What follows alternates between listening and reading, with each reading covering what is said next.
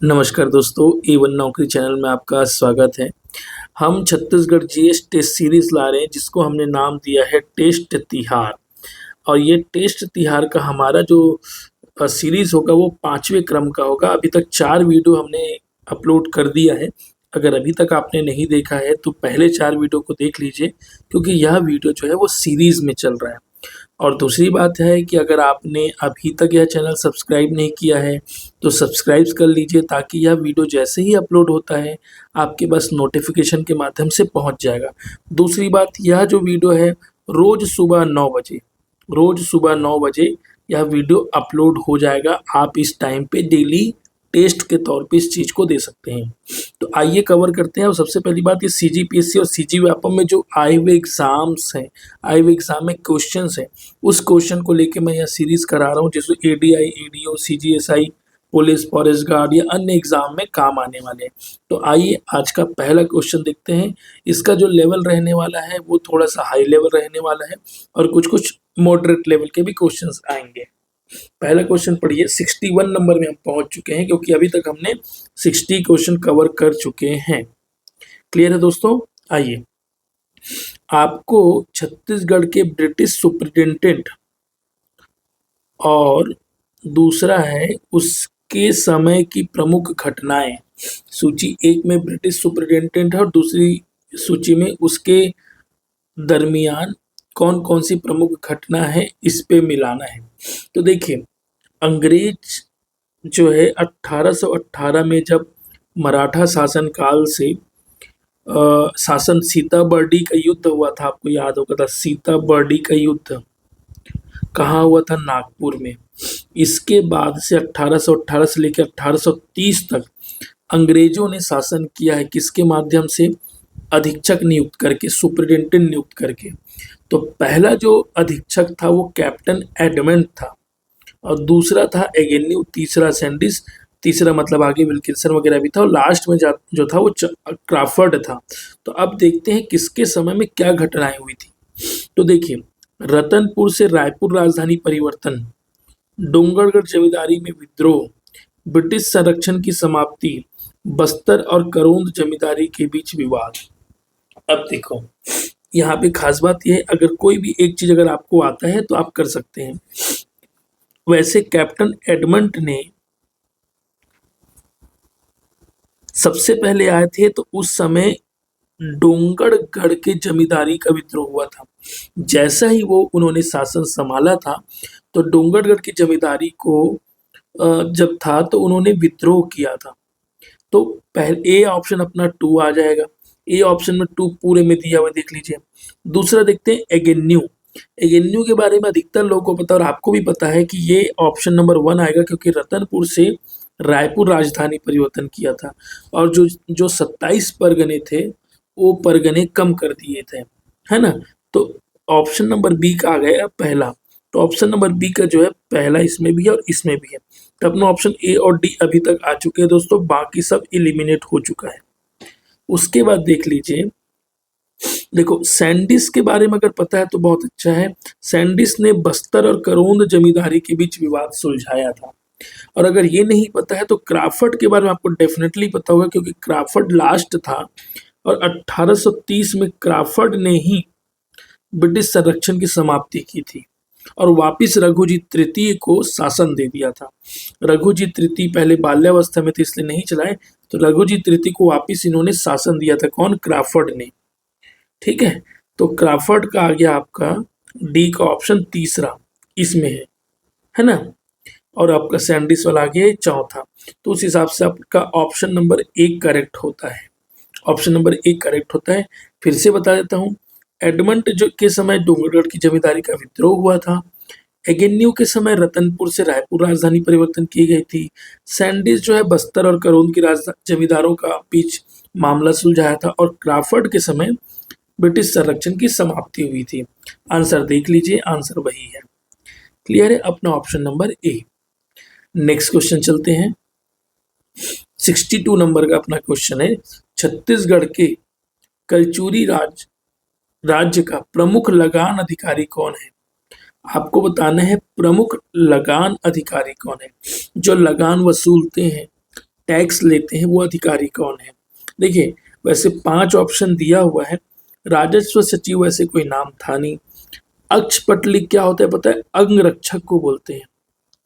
राजाओं के अंगरक्षक जो होते हैं उसको अक्षपटलिक बोला जाता है।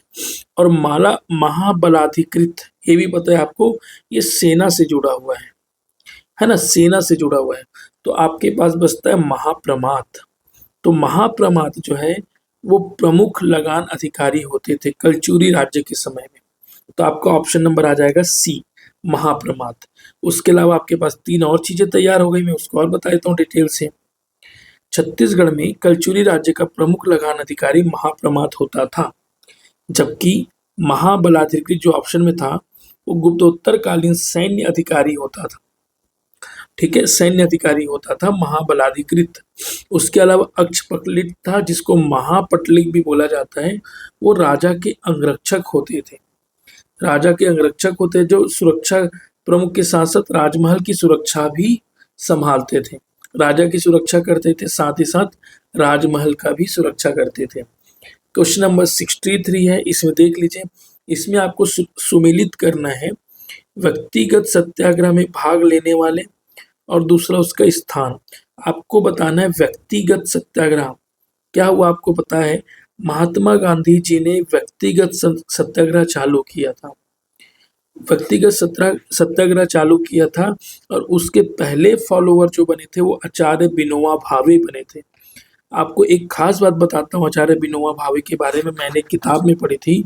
आचार्य विनोबा भावे जो है महात्मा गांधी को अपने गुरु मानते थे, और दूसरा जब उनको पता चला कि मैं अब इस देश के लिए इसी प्रकार से लड़ूंगा, तो उन्होंने अपनी सारी डिग्रियां, जितने भी कॉलेज स्कूल पीएचडी वीएचडी जितना भी किया था उसको उन्होंने जला दिया, आग के हवाले कर दिया।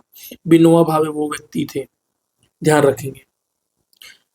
और मैं बस्तर से जोड़ते हुए बताता हूँ, आचार्य विनोबा भावे जो है कि एक बहुत बड़े शिष्य बस्तर में रहते हैं, सैनी। कौन सैनी? धर्मपाल सैनी। धर्मपाल सैनी ये पद्मश्री हैं और रुक्मणी आश्रम चलाते हैं। रुक्मणी आश्रम चलाते हैं कहाँ?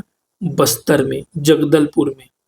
और ये जगदलपुर में ये जो है फुटबॉल के बहुत प्रख्यात खिलाड़ी तैयार करते हैं। बस्तर के आदिवासी बच्चों को अपने हॉस्टल में रख करके उनको ट्रेनिंग देते हैं और अच्छा उनको खेल नेशनल इंटरनेशनल लेवल पे ले जाने का काम करते हैं। धर्मपाल सैनी विनोबा भावे के एक शिष्य हैं। चलिए, ये तो अलग बात रही। अब हम क्वेश्चन पे आते हैं, ये जानकारी के लिए था आपके, ताकि आपको याद रहे। आचार्य विनोबा भावे ने पवनार में ही सत्याग्रह में भाग लिया था, पवनार में ही। दूसरी बात, यति यतनलाल जैन, यति यतनलाल जैन जो है वो रायपुर में भाग लिए थे। जैन साहब जो है रायपुर में भाग लिए थे। राम गोपाल तिवारी ये जो नेता थे वो बिलासपुर के नेता थे। एक राम गोपाल तिवारी के अलावा एक है रामदयाल तिवारी। रामदयाल तिवारी, रामदयाल तिवारी जो है वो रायपुर के नेता है, ध्यान रखेंगे। और राम गोपाल तिवारी जो है वो बिलासपुर के नेता है। तो अभी बात हो रही है राम गोपाल की, रामदयाल की नहीं। रत्नाकर झा ये कहाँ के नेता हैं? दुर्ग के। उस हिसाब से आपका ऑप्शन देख लीजिए। पहला वाला ए हो गया, बी का ऑप्शन आपका हो गया 3, ये भी सही है।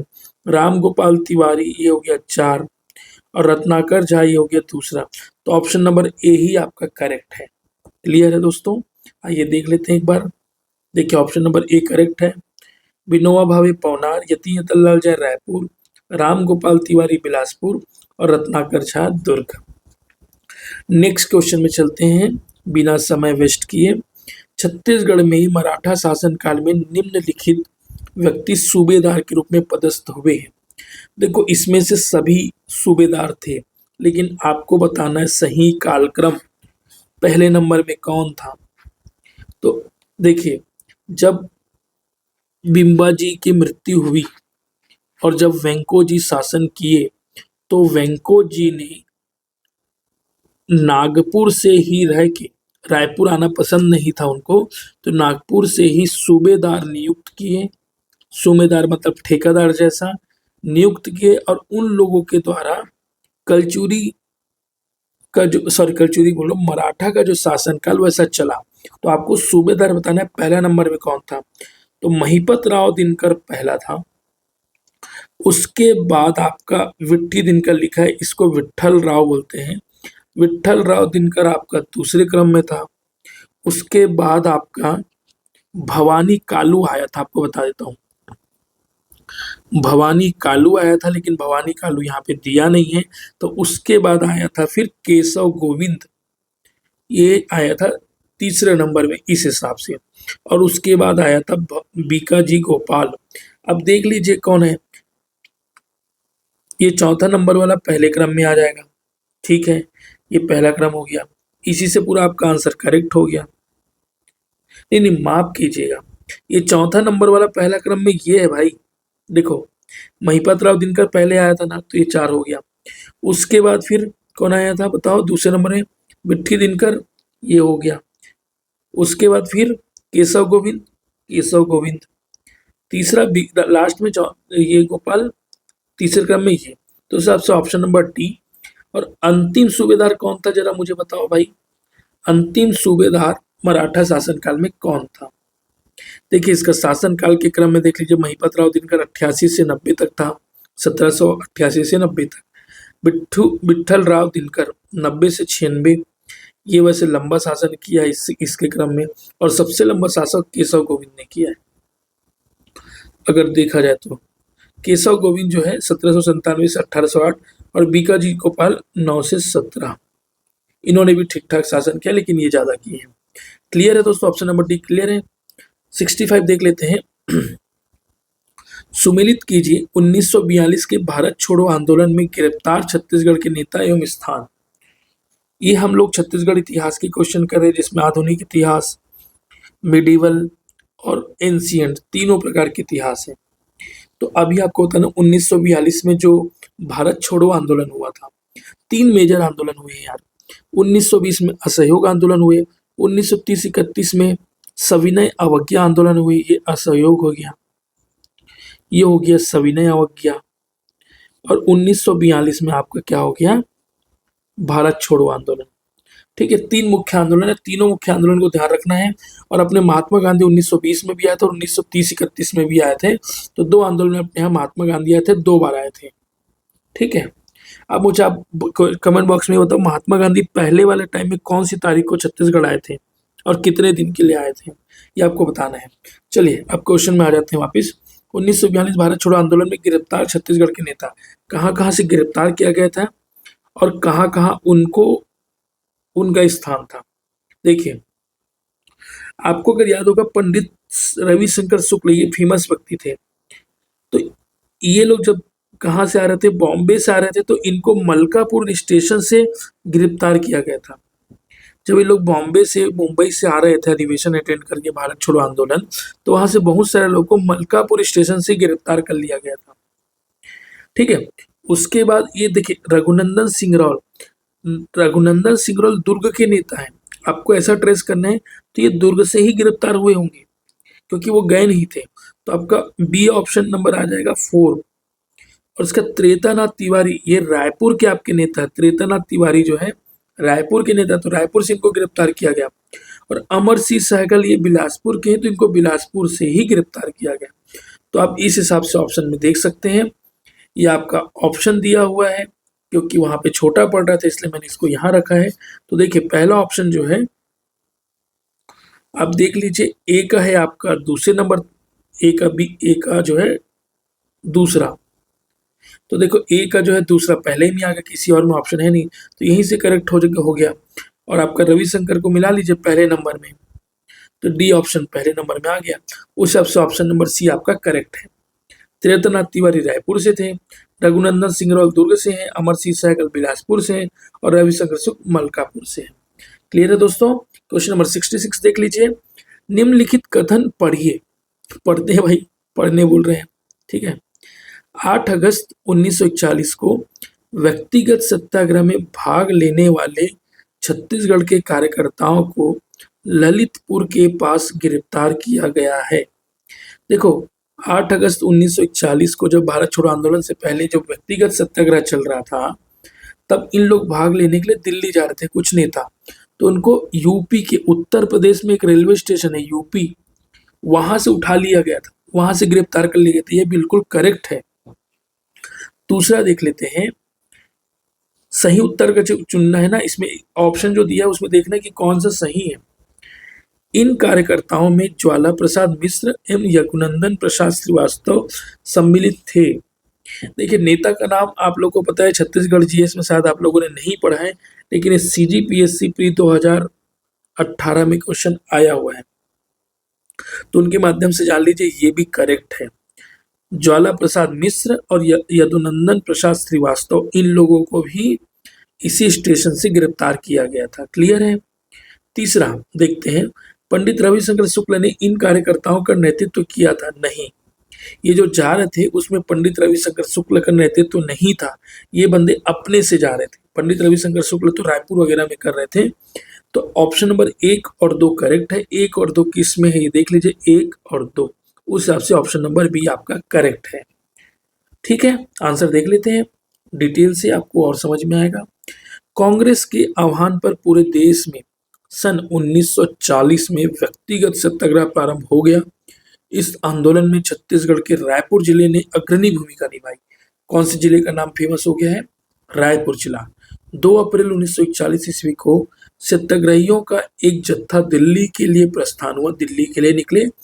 इस जत्थे में शामिल लोगों में राजाराम साहू, ज्वाला प्रसाद मिश्र एवं यदुनंदन प्रसाद श्रीवास्तव और रामेश्वर साहू के नाम उल्लेखनीय हैं। ठीक है, नाम क्लियर है दोस्तों? नाम फिर से मैं पढ़ देता हूँ। ज्वाला प्रसाद मिश्र, राजाराम साहू, यदुनंदन प्रसाद श्रीवास्तव और रामेश्वर साहू, ये 2 नाम और ऐड कर लेना साहू ब्रदर्स का। क्लियर है। 8 अगस्त 1941 को जत्थे के लोगों को उत्तर प्रदेश के ललितपुर के निकट गिरफ्तार कर लिया गया। क्लियर है, इस दिन निकले थे, घूमते घामते 8 अगस्त के आसपास इन लोगों को पकड़ लिया गया। पंडित रविशंकर शुक्ल ने इन कार्यकर्ताओं का नेतृत्व नहीं किया था, इसलिए ऑप्शन नंबर 3 गलत है। इन्होंने रायपुर में व्यक्तिगत सत्याग्रह की शुरुआत की थी।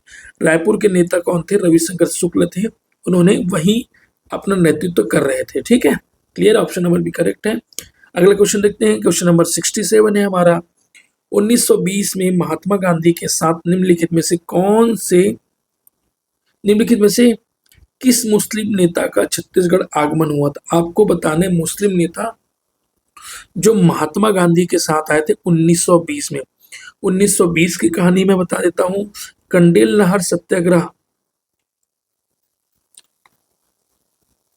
के समय गांधी आए थे, दिसंबर महीना था और 21 दिसंबर का वो दिन था जब महात्मा गांधी जो है रायपुर रेलवे स्टेशन में उतरे थे।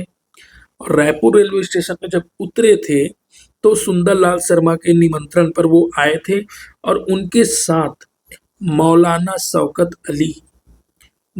शौकत अली मुस्लिम नेता थे जो उनके साथ आए थे। इस दिन महात्मा गांधी जो है रायपुर से धमतरी, कंडेल नहीं पहुंचे तो उससे पहले वो अंग्रेज वहां पे हार गए थे, अपना नियम वापस लेते और धमतरी में खूब स्वागत हुआ। फिर वापस यहाँ पे कुरुद जो पड़ता है, छोटा सा गांव हमारा, वहां पे कुर्द में भी रुके थे, फिर वापस रायपुर आए थे। ठीक है, तो इसमें कहानी बहुत सारी है, आप सभी लोग को पढ़े हैं आधुनिक इतिहास उसमें, और मैंने पहले वीडियो में भी बताया है कि यहाँ पे आत्मानंद बोल रहा हूँ, वाचनालय का वो किया था, इनॉग्रेशन किया था। यहाँ महिलाएं पैसे दी थी, सोना 2000 रुपए के आसपास। धमतरी में बाजीराव कृदत्त पैसा दिए थे 501 रुपए। ये सभी कहानी है। ठीक है, तो इसी के साथ मौलाना शौकत अली यहाँ के आंसर हो गए। Option number B. छत्तीसगढ़ के कंडेल नहर कर का विद्रोह कर रहे सत्याग्रहियों द्वारा गांधी जी को आंदोलन का नेतृत्व करने के लिए आमंत्रित किया गया। उस समय गांधी जी बंगाल के दौरे पर थे। पंडित सुंदरलाल शर्मा उन्हें आमंत्रित करने कलकत्ता गए थे। इनके आमंत्रण पर गांधी जी का मोहम्मद शौकत अली के साथ 20 दिसंबर 1920 को रायपुर आगमन हुआ। मैंने कहा था 21 दिसंबर, माफ कीजिएगा, ये 20 दिसंबर को आए थे और 21 दिसंबर को वापस गए थे। गांधी जी का यहाँ 20 से 21 दिसंबर 2 दिन का यहाँ टूर था। ध्यान रखेंगे। 2 दिन का यहाँ आगमन था, 20 और 21। क्लियर है दोस्तों। नेक्स्ट क्वेश्चन चलते हैं 68 नंबर का। छत्तीसगढ़ के प्राचीन सरभपुरी वंश के शासकों की निम्नलिखित राजधानियां थी। देखिए प्राचीन काल में सरभपुरी वंश हुआ करता था, जिसमें प्रवर सेन, ये नरेंद्र वगैरह बहुत सारे धाकड़ वहाँ के नेता थे, है ना, राजा थे। तो उनके समय ना अलग अलग शासकों ने अलग अलग शहर बसाया और वो शहर के माध्यम से उन्होंने राज किया। तो देखिए सरभपुरी वंश के शासकों की निम्नलिखित राजधानियां थी। सही उत्तर चुनने हैं, 4 ऑप्शन, इसमें से 3 ऑप्शन दिया हुआ है दोस्तों। तो देखते हैं, जो जानते हैं वो पहले देखते हैं। प्रसन्नपुर, प्रसन्नपुर करके शहर था क्या? बिल्कुल शहर था। प्रसन्न मात्र ने प्रसन्नपुर शहर करके बसाया था।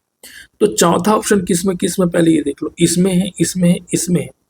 ठीक है, तो अपना ऑप्शन नंबर 1 खत्म हो गया। उसके बाद सरभपुर करके था क्या? सरभपुर तो होगा ही होगा भाई, जिसके नाम से पूरा वंश है वो वंश तो होगा ही ना। तो ऑप्शन नंबर 2 देख लो किसमें है। ऑप्शन नंबर 2 इसमें है और ऑप्शन नंबर 2 इसमें है और ऑप्शन नंबर 2 इसमें तो नहीं है। तो ये 2 एलिमिनेट हो गए, अपने पास बी और डी बचा। अब मुझे बताओ प्रवरपुर और सिरपुर ये दोनों में से कौन था? देखो यार, प्रवरपुर करके कोई राजधानी नहीं थी, प्रवरपुर करके कोई राजधानी थी। सिरपुर करके एक जगह भी है और वहां राजधानी भी सरभपुरियों के एक राजा का था। ठीक है, इसको दूसरी राजधानी भी बोलते थे, ये भी बात बता दो। सिरपुर को दूसरी राजधानी बोलते थे। ठीक है, तो इसी के साथ हमारा दूसरा, तीसरा और चौथा करेक्ट होता है। दूसरा, तीसरा और चौथा, तो ऑप्शन नंबर अपना हो जाएगा करेक्ट में ओनली बी ऑप्शन करेक्ट है। क्लियर है, दूसरा, तीसरा और चौथा ये ऑप्शन इनकरेक्ट है। आंसर देख लेते हैं, ऑप्शन नंबर बी करेक्ट है। क्लियर। सरभपुरी राजवंश ने 5वीं-6वीं शताब्दी तक शासन किया। इस वंश के संस्थापक सरभराज थे। सरभपुरी राजवंश वैष्णववाद से संबंधित था, बिल्कुल वैष्णववाद ही चलते थे पहले। आज भी पूरे साउथ में वैष्णववाद है। सिरपुर में जो लक्ष्मण मंदिर है वो भी वैष्णववाद है। ठीक है, सरभराज ने सरभपुर, संबलपुर, है ना, को इसकी राजधानी बनाया। जब पहले राजा हुए, है ना, तो उनके नाम पे संबलपुर को सरभपुर किया गया, मतलब वही राजधानी थी। आज के डेट में संबलपुर उड़ीसा में है। प्रसन्न मात्र ने प्रसन्नपुर नगर बसाया, जिसको मल्हार भी बोलते हैं आज के वर्तमान में, जो कि बिलासपुर जिला में आता है, आप लोगों को ध्यान रखना है, और नदी के संगम में है, की स्थापना की। अपनी राजधानी को प्रसन्नपुर में स्थानांतरित कर दिया। ठीक है, कौन? प्रसन्न मात्र ने। अगला ये प्रवरराज प्रथम ने अपनी राजधानी को प्रसन्नपुर से सिरपुर ले गए। मैं बोला था ना सिरपुर ले गए, ये दूसरी राजधानी थी, बाद में इसको प्राथमिक राजधानी था। सिरपुर स्थानांतरित कर दिया। इस वंश का अंतिम शासक प्रवरराज द्वितीय था। तो क्लियर दोस्तों, ऑप्शन नंबर बी अपना करेक्ट है। एक्सप्लेनेशन भी आप लोगों ने देख लिया।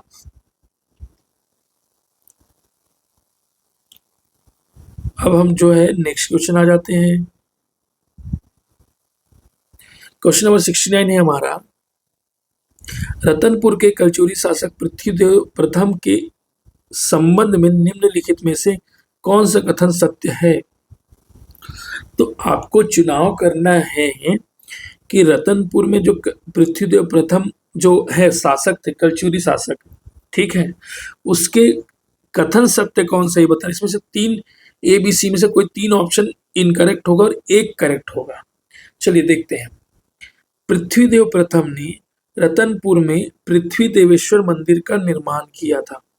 ये बिल्कुल गलत है। आप लोगों को लग रहा होगा पृथ्वी देवेश्वर अपने नाम पे किया था, ये तो सही बोल रहे, पृथ्वी देवेश्वर मंदिर तो किया ही था, लेकिन रतनपुर में ना करके कहाँ किया था? तुमान में किया था।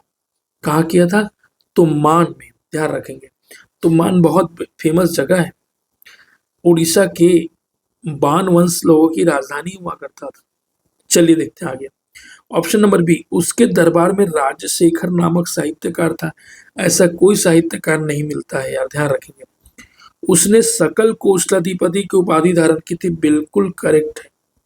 सकल कोशलाधिपति की उपाधि और कौन धारण किया था? 2-3 राजा लोग और किए थे। एक तो तीवर देव ने किया था, पांडुवंश का शासक, सकल कोशलाधिपति, और दूसरा मैंने आपको बता दिया पृथ्वीदेव प्रथम कोई और नेता या राजा ने लिया था क्या? मुझे कमेंट बॉक्स में करके बताइए तो।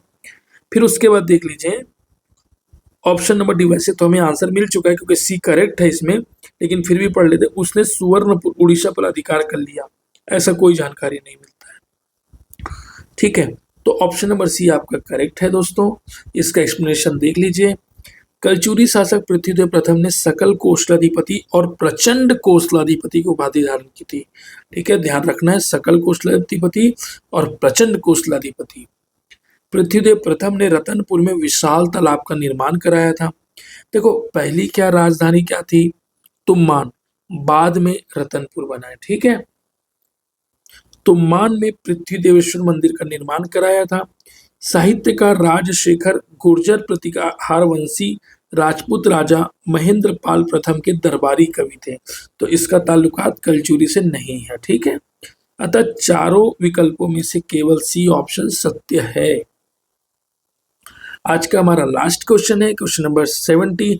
हम इस सीरीज में 10 क्वेश्चन ला रहे हैं जो कि आपके लगभग 20 से 30 मिनट लेंगे और 10 क्वेश्चन करेंगे, जिसमें आप लगभग 10 क्वेश्चन में से 20 से 30 क्वेश्चन फैक्ट जानेंगे।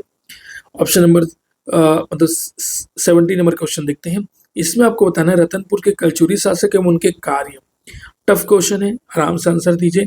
आपको कलचुरियों के शासक लेफ्ट साइड में दिए हुए और उनके कार्य दिए हुए। पहले राजाओं के नाम पढ़ लीजिए। कमलराज, जाजल्यदेव प्रथम, रत्नदेव द्वितीय, जाजल्यदेव द्वितीय। तो ये हो गया राजाओं के नाम। इसमें से किसी का भी काम आपको याद है तो उसको सबसे पहले मिला लीजिए। चक्रकोट के राजा सोमेश्वर को पराजित किया। मेरे ख्याल से ये चीज तो आप लोग को याद होगा कि सोमेश्वर बहुत तंग कर रहा था कलचुरी शासक जाजल्यदेव प्रथम को। तो फिर जाजल्यदेव ने फाइनली क्या, सोमेश्वर देव को पराजित किया और इनको बंधक बना करके जांजगीर चांपा ले आए थे। बंधक बना करके जांजगीर चांपा ले आए थे। तो ऑप्शन नंबर बी जो है वो पहला होगा। तो ऑप्शन नंबर बी पहला देख लो। अकेले ऑप्शन में ऑप्शन नंबर बी पहला है तो आपका ऑप्शन नंबर डी करेक्ट हो जाएगा। ऑप्शन नंबर डी करेक्ट हो जाएगा। लेकिन हम आगे इस चीज का फैक्ट भी जानना है ना हमको, तो फैक्ट देख लेते हैं। ठीक है, कमल राज। तो दोस्तों कमल राज जो है उत्कल में राज्य पर आक्रमण किया था। जब कंप्लीट जो यहाँ पे आए नहीं थे, कलिंग राज द्वारा स्थापना नहीं किया गया था, तब कमल राज ने उत्कल राज्य पर भी आक्रमण किया था। रत्नदेव द्वितीय के बारे में देख लीजिए। रत्नदेव द्वितीय जो है वो गंग राजा अनंत वर्मन को पराजित किया था। अनंत वर्मन को पराजित किया था। और जाजल्यदेव द्वितीय जो अपने पिताजी के जैसा बनना चाह रहे थे, वो भी जो है त्रिपुरी बोलता हूँ, हाँ, त्रिपुरी के राजाओं को टैक्स नहीं देते थे। तो उसके चक्कर में त्रिपुरी के राजा ने आक्रमण किया लेकिन उसको वापस पराजित कर दिया। त्रिपुरी के राजा जय सिंह के आक्रमण को विफल कर दिया। जो इसके ये थे जाजल्यदेव प्रथम, इन्होंने अपने आप को स्वतंत्र कलचुरी शासक घोषित किया। और एक्चुअल में जो त्रिपुरी थे, त्रिपुरी के जो थे, उन लोगों को कोई भी टैक्स नहीं भेजते थे, ध्यान रखेंगे। उन लोगों को अधिसत्ता स्वीकार नहीं किए थे, कैंसिल कर देते कि मैं तुम्हारी सत्ता स्वीकार नहीं करूंगा करके। ठीक है, इसी के साथ आपका ऑप्शन नंबर डी करेक्ट होता है। इसमें आंसर मिला लीजिए। कमल राज उत्कल राज्य पर आक्रमण किया। जाजल्यदेव प्रथम ने सोमेश्वर को हराया था। रत्नदेव द्वितीय ने गंग राजा अनंत वर्मन को हराया था। और जाजल्यदेव द्वितीय ने त्रिपुरी के राजा जय सिंह को हराया था। इसी के साथ दोस्तों आज का यह सीरीज खत्म होता है। यह वीडियो कैसा लगा प्लीज कमेंट बॉक्स में बताइए और हमारे उत्साहवर्धन के लिए सब्सक्राइब और लाइक कीजिए। थैंक यू दोस्तों।